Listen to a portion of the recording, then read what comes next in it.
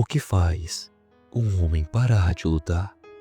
O que apaga a chama, mesmo quando alguém ainda tenta acendê-la? Seria medo, culpa ou só o vazio de não se sentir digno de ser salvo?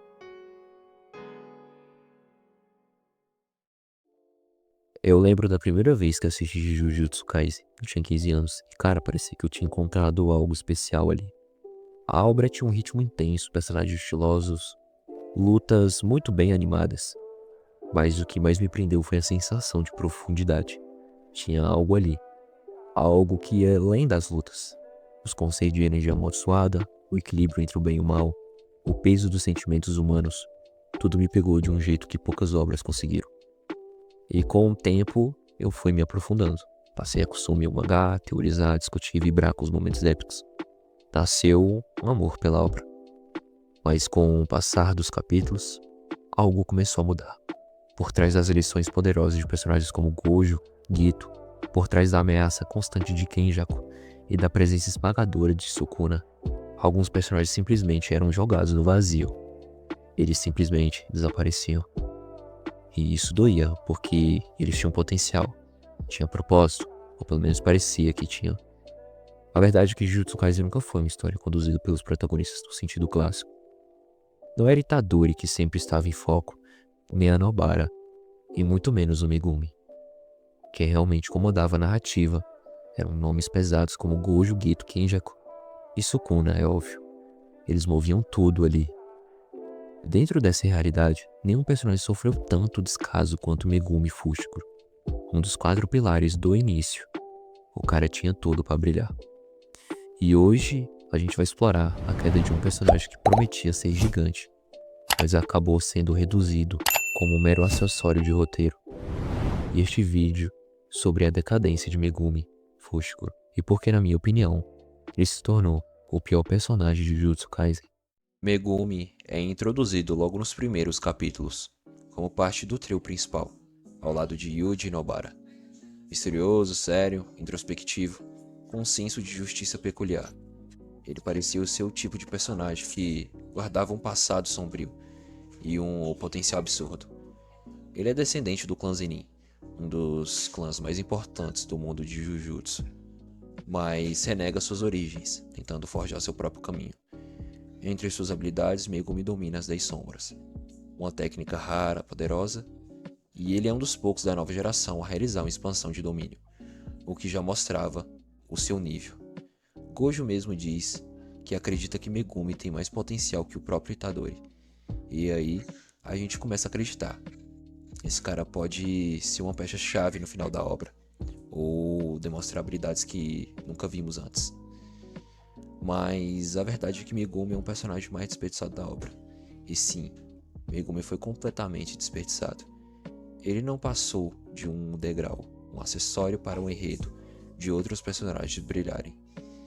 Suas interações eram rasas, suas aparições curtas, seu desenvolvimento inexistente.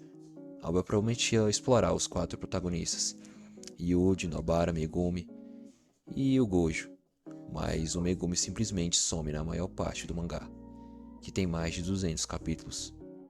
O único momento real de destaque foi na sua expansão de domínio. Foi uma cena boa, intensa e estilosa.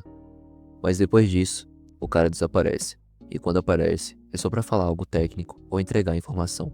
Nunca protagoniza, nunca lidera, nunca é o centro. E o que mais dói é ainda ver o tanto de potencial que foi jogado fora. A expansão de domínio, técnica das 10 sombras, energia amaldiçoada, conexão com o clã Zenin que foi extremamente mal explorada e desenvolvida. Tudo isso é jogado no lixo. Como se não bastasse o abandono narrativo, ele ainda é possuído pelo Sukuna, que usa o corpo dele para reencarnar, matar o Gojo e destruir meio mundo. E depois disso Megumi ainda chora, porque não quer mais lutar. E simplesmente é apagado, em coma, sem fala, sem escolha. Sério, será que ninguém avisou que as consequências seriam ruins e brutais? Megumi foi construído como aquele personagem sad boy, melancólico, profundo, estiloso. Tipo Sasuke, só que mal escrito, sem protagonismo, sem decisão e sem impacto. É como se o autor tivesse usado aquele arquétipo só pra chamar a atenção dos fãs que gostam desse tipo de personagem e simplesmente esqueceu que ele existia. E vocês repararam, toda vez que ele aparece em alguma luta, ele simplesmente não agrega. Mas isso é no contexto do seu personagem, porque ele agrega sim, para outros personagens, para a construção de outras figuras na obra. Exemplo, na luta contra o Todo, ele apanhou e só serviu para demonstrar o quanto o Todo era forte. E ele também apanhou do Sukuna para simplesmente demonstrar também que o Sukuna é uma ameaça muito grande e para agregar no desenvolvimento do Sukuna. E ele apanhando da própria narrativa a obra toda. Algumas comparações rápidas. É um contraste gigante. Toji Fushiguro é o pai dele. Não é nenhum personagem principal, mas teve um impacto muito maior. Aparece pouco, mas deixa marca, é memorável, é forte e é respeitado. Não precisa de um arco profundo, porque sua função foi bem executada. Max Zenin teve um dos melhores desenvolvimentos da obra. Trauma familiar, sede de vingança, evolução real, cenas fortes, o protagonismo nas batalhas finais, toda a questão com a sua família, entre seu pai e sua irmã gêmea, aonde tem a maldição entre as duas. Cara, isso é muito legal. E o contraste entre Itadori e Megumi. 2 destinos, 2 pesos. E tem uma coisa que me faz refletir quando penso no Megumi. O contraste exatamente com o Itadori. Porque Itadori é um cara feliz, otimista, bobão do grupo, brincalhão, cheio de vida, sem histórico de dor pesada, até cair de paraquedas nesse mundo de morte, maldições e sacrifício. Ele era um personagem que tinha tudo pra quebrar, pra desmoronar, pra enlouquecer, depois de perder tanta gente que amava. Mesmo assim, ele decide continuar. Ele sente a dor, chora, surta, mas levanta e segue. É ele quem carrega o peso do Sukuna. É ele quem encara os maiores traumas. E é ele que representa a força da persistência emocional, mesmo sendo um iniciante, um estranho nesse mundo. E agora olha o Megumi. Desde o começo ele é o realista, o calado, o cara que veio do clã Zenin com um histórico traumático, supostamente frio, lógico, preparado para o pior. Tudo nele apontava para alguém que resistiria ao colapso, alguém que, mesmo machucado, manteria o foco. Mas não foi isso que aconteceu. Quando as coisas apertam, Megumi escolhe o declínio, ele se apaga, ele aceita a queda, ele entrega o corpo, entrega o destino, ele desaparece. E isso sinceramente quebra toda a proposta do personagem e o seu contexto. Enquanto Itadori, que não era pra aguentar, permanece firme, Megumi, que era pra ser forte, se desfaz sem luta. Não é só uma questão de protagonismo, é de coerência emocional, de construção. Megumi simplesmente é esquecido, ele só serviu pra reencarnar o Sukuna, e no final da obra ele aparece com uma cicatriz no rosto e lê uma carta do Gojo sobre o próprio pai.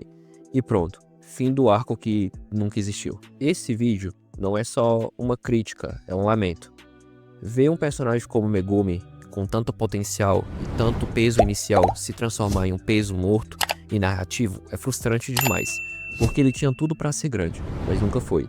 E o mais triste, a culpa não é necessariamente do seu personagem, em muitas aspas, é da construção, do roteiro, da escolha do autor, de forma como a obra optou por tratar seus próprios protagonistas. Megumi Fushiguro é sim um personagem mais inútil da obra, e não foi por falta de poder, nem por falta de espaço, mas por falta de propósito real. Antes de encerrar, tem uma coisa que eu acho importante dizer. Sim, eu sei que o Gege Akutami, o autor de Jujutsu Kaisen, passou por problemas pessoais. Isso influenciou diretamente no ritmo e no encerramento da obra. O final do mangá foi claramente acelerado. Decisões foram tomadas às pressas. E isso gerou erros de construção que muita gente, inclusive eu, critica com razão. Mas eu também sei o quanto esses autores se dedicam até o limite no Japão.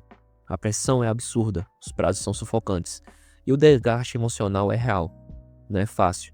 Então, que fique claro, essa crítica não é um ataque ao autor da obra. Eu respeito demais o trabalho e o esforço dele. Na verdade, de todos os autores de mangás que trabalham no Japão e pelo mundo. O que eu estou analisando aqui é a obra como o produto final. O mangá está publicado, ele existe. E a partir disso, a gente tem o direito de amar, odiar, questionar, rir, se emocionar. E sim também de criticar a obra. Porque no fim das contas, Jujutsu Kaisen é assim, complexo, épico em vários momentos, mas também falho. Isso faz parte. Então é isso, galera. Até o próximo vídeo. Espero que vocês tenham gostado. Se inscrevam aqui no canal. Deixe seu like se você curtiu.